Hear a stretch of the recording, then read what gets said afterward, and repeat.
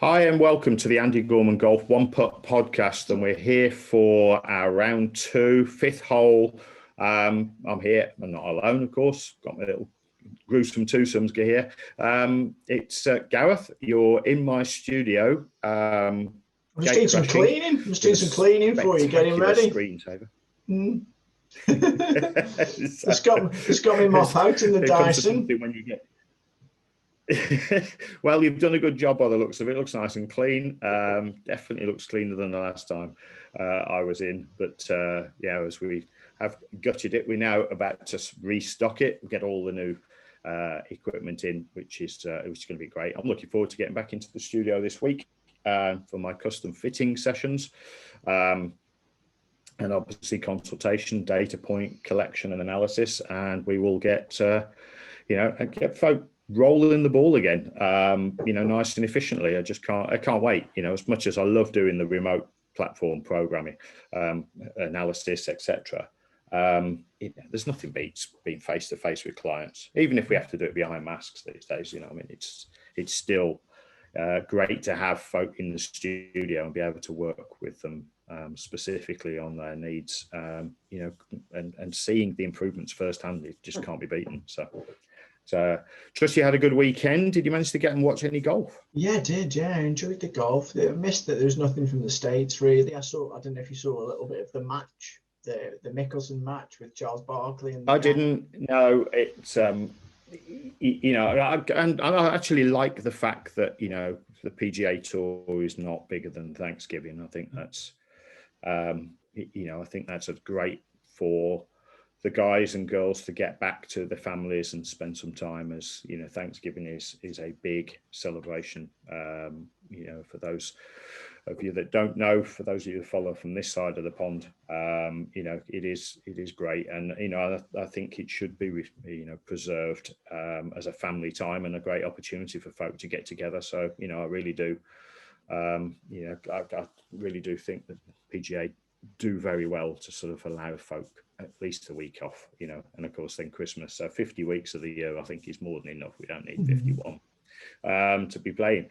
But of course in Europe, we don't necessarily have Thanksgiving as such, and we kind of embrace it. But we're out playing tournaments, and I saw some fantastic golf over the weekend. I mean, just you see folk going out there and trying to sort of win tournaments for the first time. Seeing a lot of that at the moment, especially with the golf in South Africa, I think was just phenomenal. I love watching the golf and the coverage of golf from Leopard Creek. I think the European Tour do a fantastic job in embracing the local ecology and allowing us to see literally what is on the doorstep of that great golf course. It's amazing, isn't it? Amazing. When I was watching a few players' kind of social media accounts, and they were posting morning pictures having breakfast with elephants and hippos.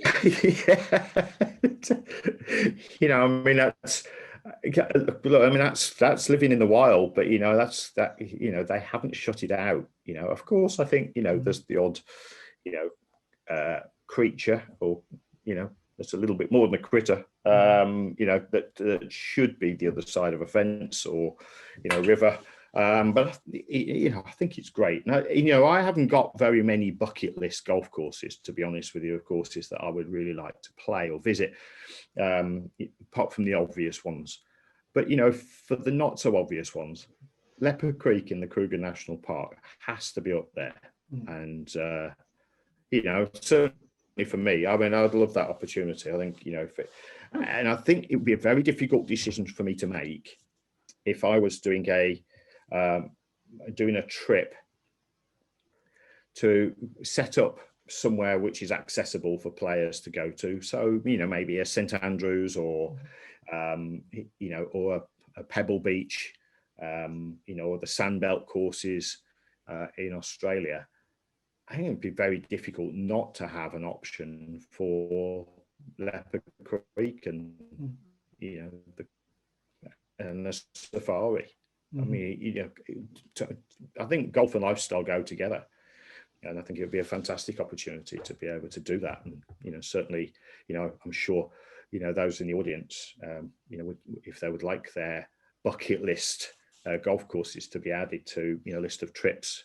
We know how good Dubai is for golf, and phenomenal golf courses and great facilities around the area as well, not just Dubai, but you can drive across to Abu Dhabi and play some great golf courses there. And there's already a very short list of places that you could literally get out and play some phenomenal golf, but also have some great experiences as well. So not all wrapped around drink. Where have you been, Andy? Where have you kind of had that almost that Kruger National Park kind of sensation, the wow factor? What some of the courses that you've been to or worked out? Because we know you've been out in Jamaica and places like that, the Caribbean. Yeah, I mean, I did travel around the Caribbean, play tournaments that I was coaching the national team, and got the opportunity to see some great golf courses. As Barbados is almost like a spiritual second home, really. And, given the opportunity, both Becky and I would jump at it, and go and if we had the opportunity to live out of there, I think we would, and if the golf coaching becomes more online and less contact, then who knows? But yeah, I mean, again, phenomenal golf courses and great sort of lifestyle experiences as well, sort of scuba diving or snorkeling, that goes with the plantation tours, and some fantastic cuisine, of course. I don't drink, but I would have no problem with allowing Becky to take folk on a plantation tour of some rum distilleries or wineries or wherever it may happen to be. So that's it is something that we're very much looking to do and expand our reach on, and play some great golf courses, obviously have some great coaching face to face, opportunity to be able to host clinics, etc., but also to offer lifestyle in in leisure and culture, and and Becky's much more well travelled than I am, of course, with nearly 20 years working for British Airways. So, she's, and she didn't just go from, sort of London to poolside at a hotel destination where they happened to be flying. She actually got and embraced the cultures, and, went out and visited many of the, the local sort of interest spots, not necessarily just tourist spots, but interest spots, because she loves culture, wherever she's been. She's seen some places that, ordinarily British nationals would never get to see, and, which is phenomenal, really. So it's not for me to divulge, Becky will share that at some point, but yeah, and to be able to wrap those kind of cultural experiences up around golf would be phenomenal. So yeah, I'm fairly limited when it comes yeah, exactly. It's but I'm fairly limited when it comes to sort of the traveling that I've done and the golf courses that I've seen or played on or coached at, being phenomenal. But again, the opportunity, you're there to work invariably, and so I've never traveled on holiday to golf. That's not something I've ever done. Not something I, sort of I would never do, but, holiday to golf has never been on my list. It's more to get away from golf. So the opportunity to play, and of course the trips that I do invariably are work-related trips so I now do work-related trips with a little bit of holiday involved. If we get an opportunity to travel together, it'll be a couple of days of work and a couple of days of, sort of enjoying the culture, and that's been a change in the last couple of years. But of course, who knows when we're going to get to travel properly again. So yeah, but the players that are traveling are providing phenomenal entertainment on the golf course, and I think we're seeing some incredible golf played, like I say, in South Africa. Dunhill, I think, is a reasonable stab at it. It's a good effort. Christian, I think we'll go with, shall we? Yeah, we can go with Christian now. But Christian, fantastic golf played. A 4-shot victory really didn't sort of set it up as it just doesn't say how close it was. You know, right the way, I think until about the 12th or 13th hole, it was anybody's, and anybody that you see on that finishing list, you know, could have just as easily, you know, done it. You know, there's some phenomenal scoring opportunities at Leopard Creek, but boy, if you get it slightly wrong, it's a little bit like, you know, Augusta in a way that would punish you, you know, for getting it slightly wrong. And you know, especially how quick the greens were. Especially how quick the greens were. Yeah, very grainy as well. So very difficult to sort of read them, and you know, but super smooth surfaces as well to putt on. You know, it looked like you know, a good place to go and sort of put your game to the you know, to the test. But feel for Sean Crocker, because you know, I think he had an 8 at the last, and had he have made 4, he'd have been tied for the lead. You know, in a playoff. So particularly unfortunate off the tee. Pitches on the top of the roof of a buggy as that's going down the cart path. So he'd have landed on the cart path if he hadn't hit the buggy. So, you know, the roof sent it out of bounds. And of course, he ended up with an 8 then, as he's at a decent tee shot, you know, as his second drive, you know, he's playing his 4th shot into the green and rolls over the back and into the water. I mean, that's just how brutal, you know, that final hole is. But you get it in the right place and make birdie, and all of a sudden, you know, or even eagle, you know, you can change your tournament, you know, in one moment. So yeah, I think it's you know, phenomenal golf, great facility, and you know, it's obviously you've seen some interesting shots played in that last round, and you know, and on that last hole in particular over the years. But with the no easy layup either. No, God, that 18th looked a scary pitch over the water. Yeah, it's very. I would say it's pretty similar to the 15th at Augusta in terms of the way that it plays. You know, and get it slightly wrong. Of course, you know, it's relatively an island green, so probably even a tougher approach than Augusta would be. But yeah, how do you treat those kind of shots, Andy? When kind of there's a balance, if you've got an object you've got to go over or some water, how do you treat those shots? Do you play beyond the flag? Do you what the kind of thought process you go through with a player to make sure they don't go in the water or go into danger?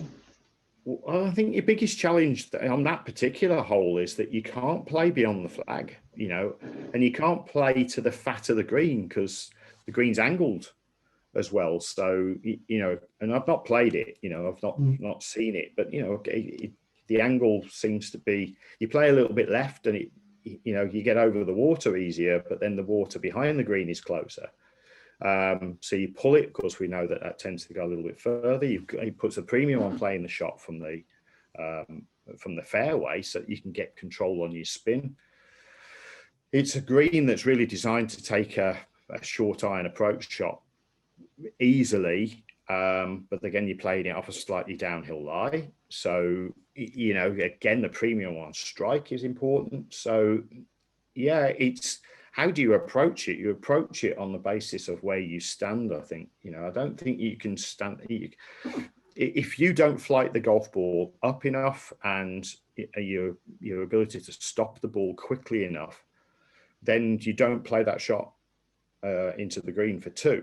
So now you're putting the onus on the layup. The layup has to get into the fairway, has to get a decent lie. There's a lot of divots around those areas as well when you're playing them. So you're going to end up, you play the safe shot layup, you end up in the divotty lie, sandy lie or whatever, and you've got to end up, you know, playing a sandy, divotty, you know, almost bunker type shots that, you know, the ball's possibly sitting down in invariably.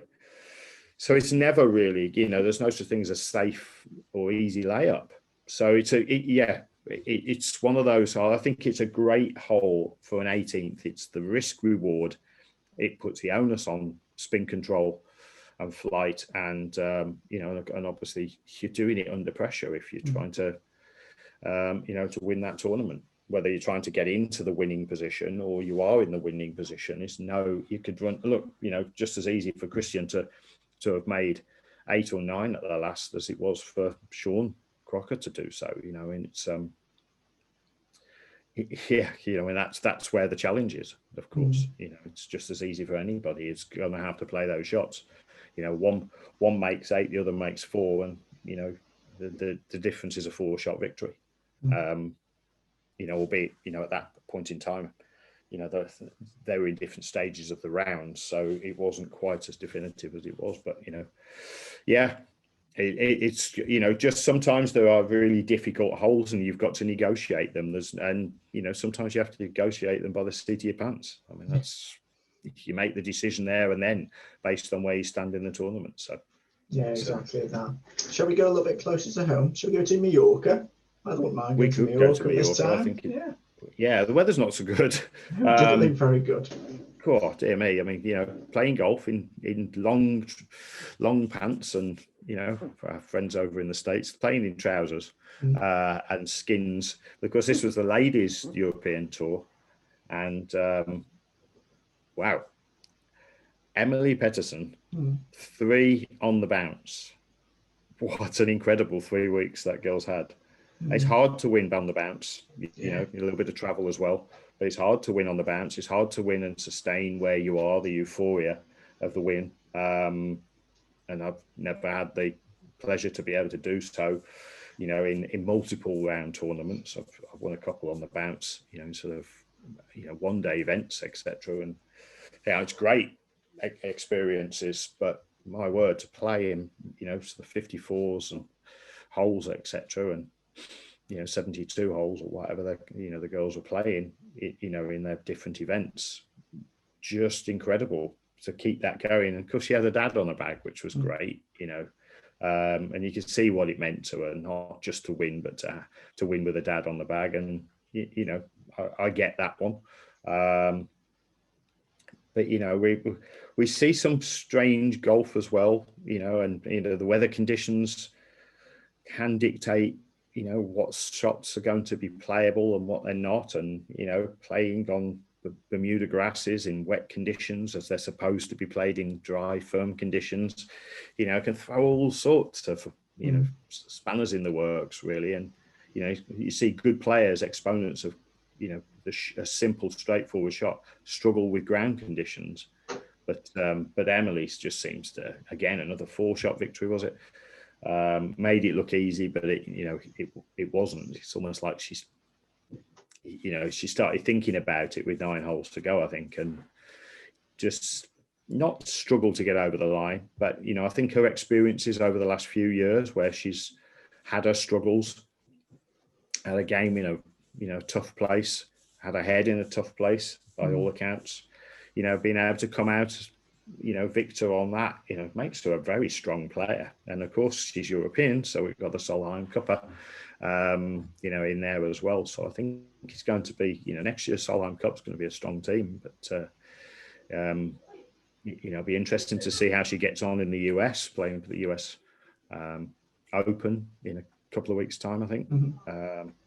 So yeah, that'll be good. And again, an opportunity to see a US Open in December, for the girls is bizarre. But I mean, of course, we're concluding a very bizarre year. So, but you do see some good quality putting as much as you get to see some questionable putting.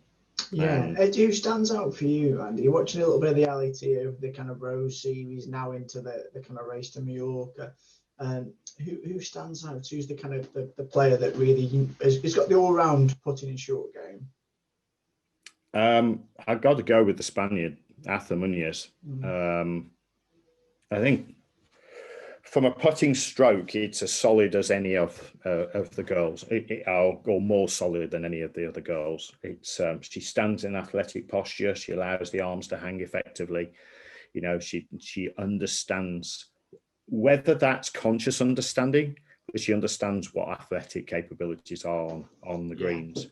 And she's no less an exponent around the greens as well. She's a typical Spaniard, the ability to be able to execute shots around the greens. I don't know what it is that happens to you, and it's in your birthright, I guess. But, I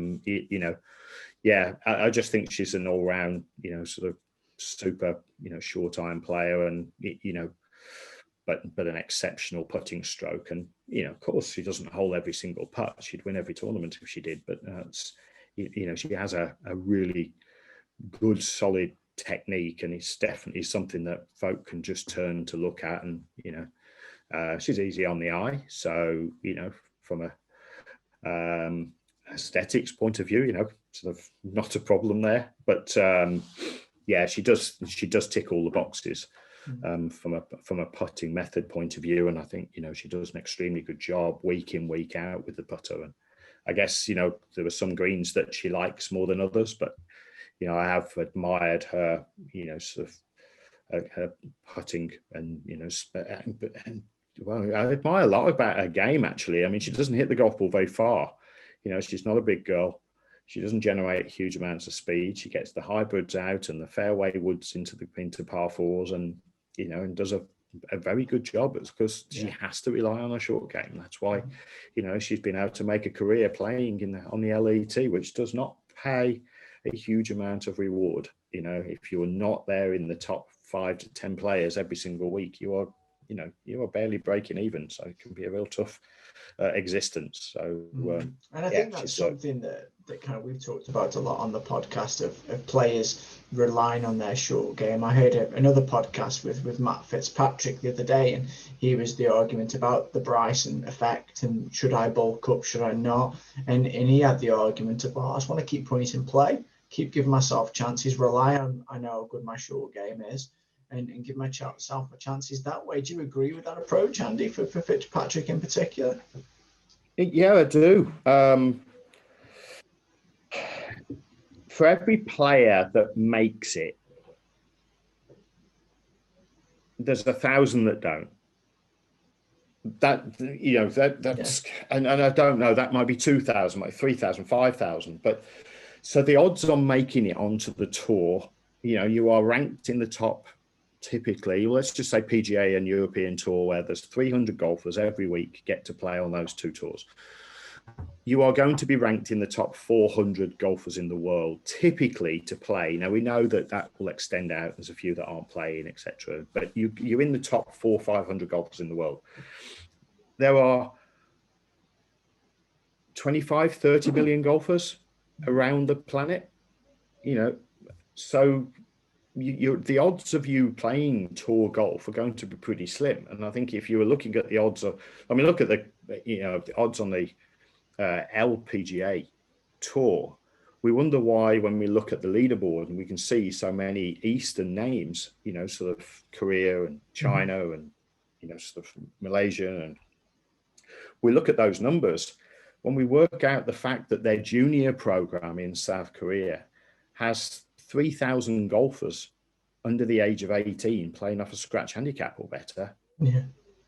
I mean, that's just ridiculous. I mean, I remember when I heard the stat that it was 1,200, and I was talking, you know, I was had fortune about 5 years ago having breakfast with David Ledbetter, and, you know, we had a great round of golf, which he hosted us to play at Champions Gate, and you know, morning, and then we got back in sort of, you know, 11 o'clock. So it was a late breakfast, early lunch. You know, and we had that time with him, and, you know, ask as many questions as you like, opportunity. And, you know, and I said to him, you know, about the girls, you know, there's 1,200 girls. And he said, oh, crikey. He said, that was about 10 years ago, sort of 15 years ago. Now, you know, that number's 3,000 plus now. You know, junior golfers playing off a scratch handicap, 3,000 in one nation is just mind-boggling. Yeah. You know, so, you know, that said, then, you know, the quality of golf that's going to come out of those areas is also going to be, you know, exceptional. You know, I think when you look at it, when you come back to the numbers, how many then American girls are playing on the LPGA tour? It is predominantly, you know, sort of Eastern, you know, sort of, you know, clientele, you know, that are sort of based on that LPGA. But there's only going to be I think about 120 golfers each week play on the LPGA. So very few Americans, very few Europeans are going to be contending. So let's just say the 60 spots are going to, you know, America, European, you know, sort of clients. we're talking about the Americas, sort of, so Western golfers versus half of the field coming from, sort of the eastern side of the world. And that is okay. I mean, the demographic, it's not for me to challenge. It's for the best players in the world. So if 120 of the best players come from South Korea alone, great for South Korea's golfers that, are doing just that, because they are producing the best golfers in the world. Their program needs looking at, what is it that they're doing that's making them so much better than the Western golfers that are not making it, if that is what the demographics made up. But irrespective, if you're the 1,000th ranked golfer in the world, the likelihood of you playing on tour then is going to be pretty slim. So if you get to play on tour because you have a great short game, but you only hit it 200 and we'll go back to the men now, you only hit it 260 yards. Deal with that, by all means try and generate more speed, but do it within your framework. Now, the beauty about it is Wilco, I'm trying to think of his last name now, from last week's event, I can't remember his last name for a second, but from last week, we saw, here's a kid who is a strip of wind, right? There's nothing to him. He's not half the size of Bryson, but in appearance, he looks like, Bryson would just snap him in two like a pencil. But he's generating clubhead speed in comparison, and if not more in excess of what Bryson's doing. Nobody's really shouting about him because, hey, he's not quite there yet in the winner's circle. But he's got a very conventional looking golf swing, and he's generating on 30 plus mile an hour clubhead speed. That's what's to come from these kids now. And we've been teaching this principle. I don't know when Bryson decided to get on this boat, but, if it's just recent, the last 2 years, these kids have been learning it for 10. I've been working with players who've been working with fitness instructors, talking about clubhead speed and power and, ballistics, ground force reactions, all these things for the best part of 10 years. And these kids are now just starting to come through into, the sort of upper ranks of amateur golf, and some of them are breaking onto the senior paid ranks. So watch this space really. And I think, I don't like the fact that the golf ball can go 430 yards in the right hands. But, and Wilco will learn to win. I think he has a phenomenal career ahead of him, in spite of whether or not the ball gets, dialed back. But you've still got to get the ball in the hole. It still comes down to the fact that if you have a poor method and you can't start the ball online, which then compromises your stroke speed and your ball speed, so distance control is a challenge, you aren't going to win tournaments. No. You've still got to have sufficient stroke gained capability on the greens to, and one of the things I loved about Christian, and, I've been observing Christian for a long while because, he uses a 2-thumb grip. And, I've got the good friends of mine own the company. So I've been familiar with it. He's used it for years. And, so he's employing that method, and I think that's phenomenal that he does. The beauty about it is, from his point of view, is he's stuck to a method and principle that works, but he gets those short range putts in with good speed. It's almost as if, I ain't worried about the one coming back because there ain't one.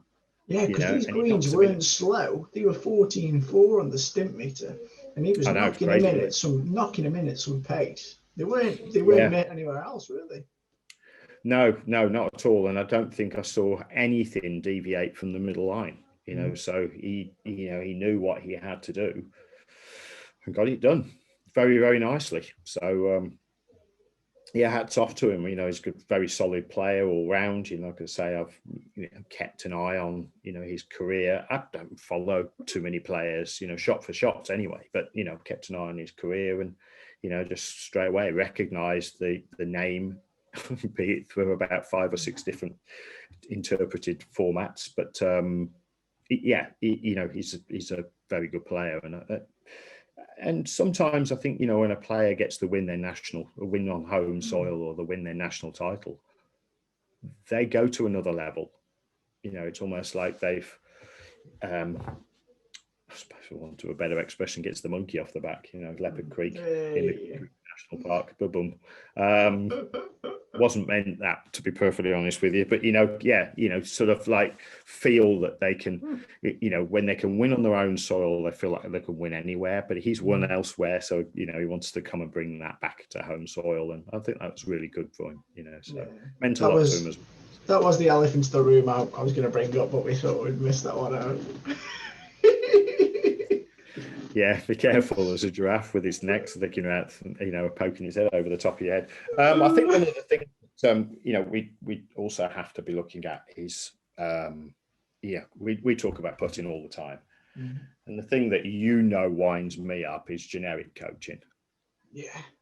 Of the principles that we're talking about, you know, and irrespective of reputation, I'm not going to name names, but irrespective of reputation, the generic principle of coaching that goes around the most difficult and challenging part of the game, used the most times, the one club used the most times, is pitiful.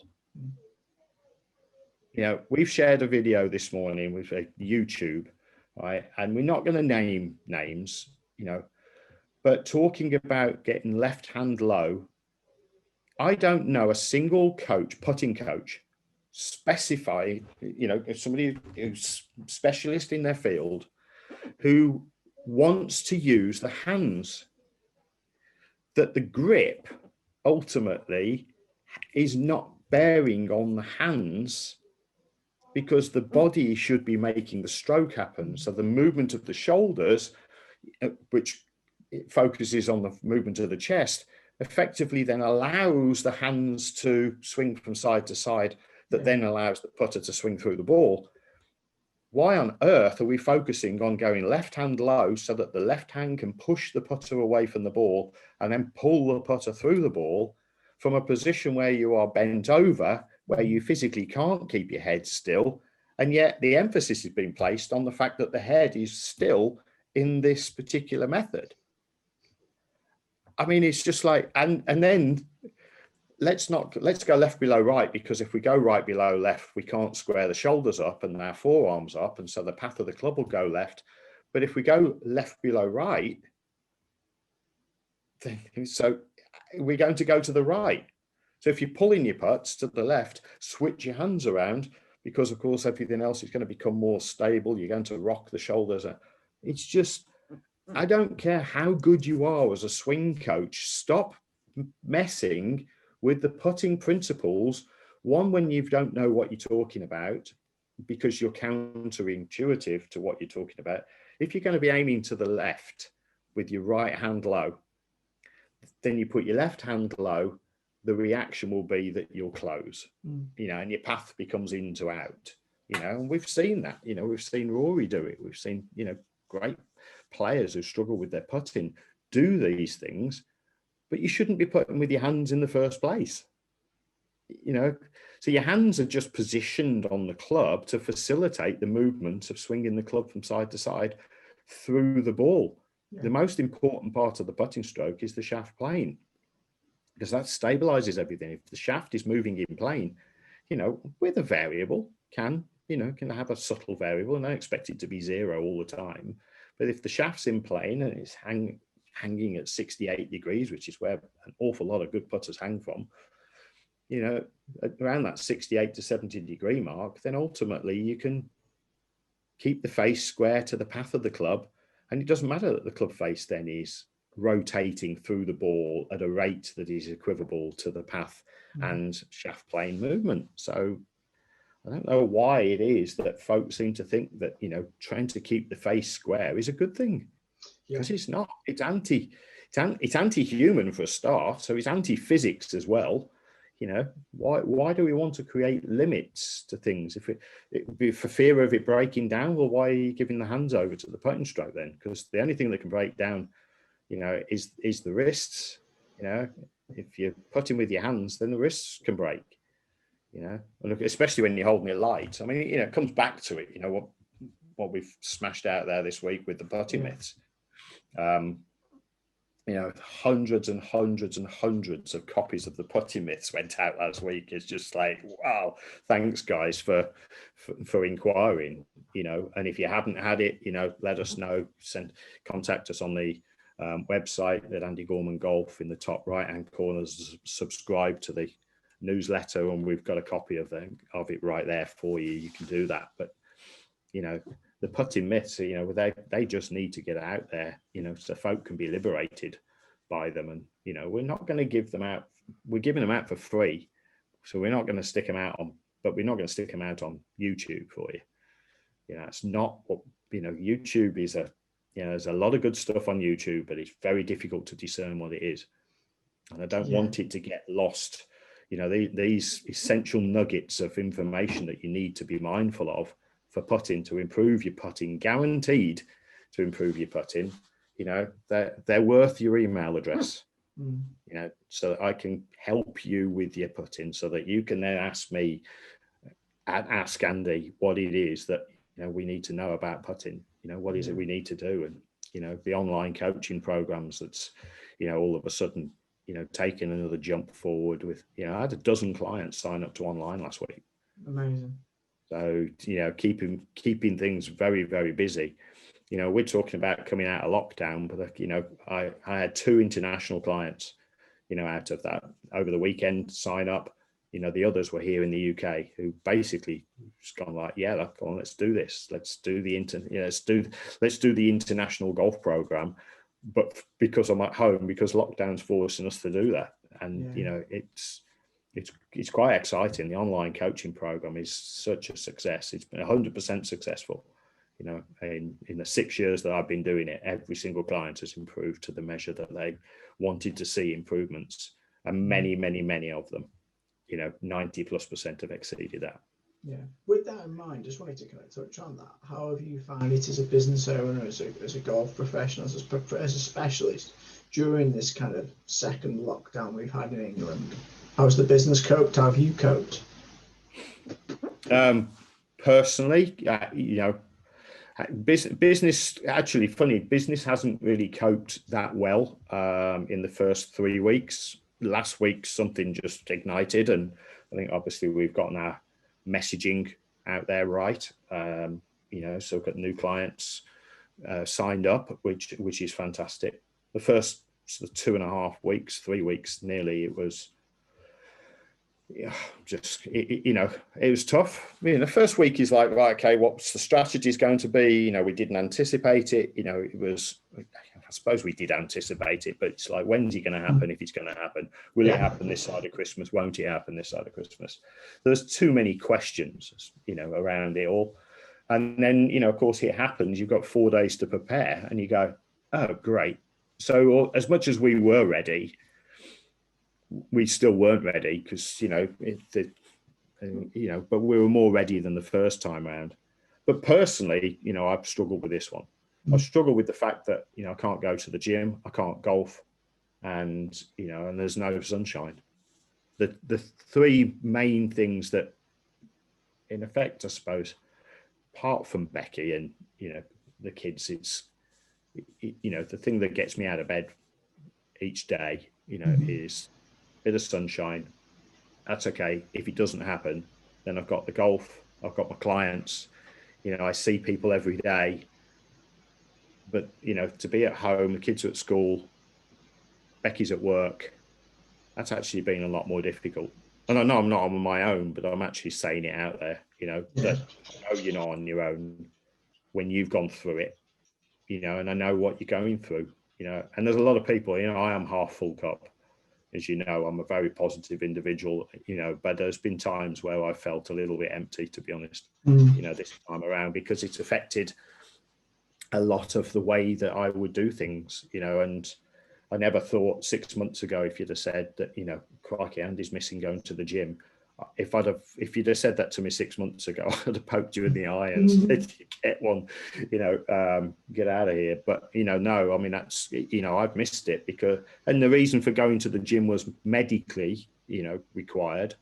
So, you know, with the scoliosis and diagnosis, and, you know, so they're strengthening, you need a gym to do it. You need weights to do the things that I was doing. I haven't got a home gym. I haven't, I've got a putting green in my living room, of course, but I haven't got a home gym in my living room.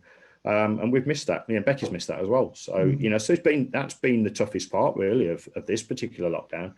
And the fact that, this is now the 4th month of the year that, there's been no income.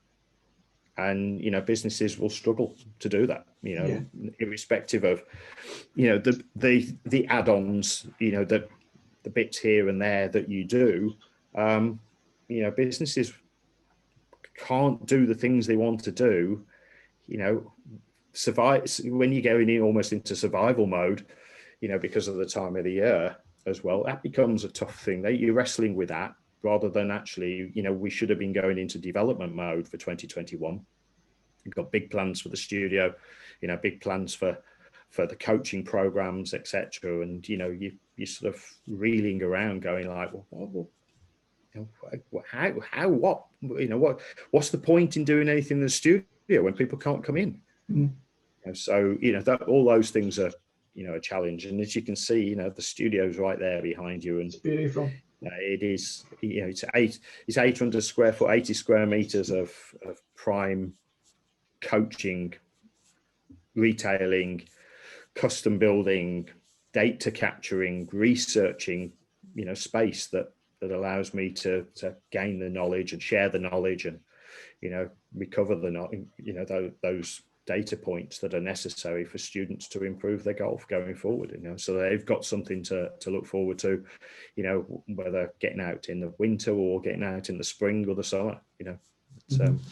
It's great. It's great. Well, I better get my duster out. I'll finish that hoovering. I'll get the you Zen Green stage sorted. You've gate crashed, you can clean. So we're looking forward to getting back in. Let's say that's the most important part of what we are now about. Yes, of course, online coaching. If you can't get to see me because you're in the wrong tier here in the UK, or you can find me. Number one, you can come to the website at andygormangolf.com. You can subscribe to the newsletter. We can stay in touch. You can ask questions. Go to the Facebook page that we've got set up there, which is not titled Ask Andy. It's Putting and Short Game Q&A, Putting and Short Game Golf Q&A. So I'm going to get title absolutely right. You can find us on that. Ask Andy anything you want to know about putting a short game, and we're here for you. At the end of the day, we're here to help you with your putting. We're here to help you with your short game. We're here to help you with your overall game, as in how to approach things. It's all about performance, and sometimes we can just help our performance by having a little bit more skill, a little bit more awareness of where that golf ball needs to be, so that you can get the ball in the hole in as fewer strokes as possible with the skills that you've attained from me on the putting and short game. So, you know where to find us. Thanks for watching. Can't do it and listening. Can't do it without you. The audience is really important. Okay, I said it before. We can do it without you. You can just chat shit about golf and nobody listens. It's Gareth and I having an hour doing what we do best, which is chatting shit about golf. But we're here to chat shit about golf, helping you to improve it. All right. So yes. And bring it on. If you know of any videos that are chatting worse shit than what I can on putting and short game, then send them in to us as well, because we would love to see what it is that you've had to put up with, and we'll put it right. All right, there's the challenge going as long forward. As they're none of mine videos. Oh, well, there'll be a few, but yeah, so don't look for Gareth Shore Golf, just in case you stumble across something that's not quite right. But if you can find something, we will tear it apart maybe on one of these podcasts, and, tell you why I believe that it's wrong and why it's holding you back. And maybe that's a bit of a challenge that you'll get your teeth into. Thanks again for listening. And I say we'll see you and listen. You can listen to us same time next week. Appreciate it. You're a great audience. Thanks for all your love. And we will catch up with you next week. Bye for now.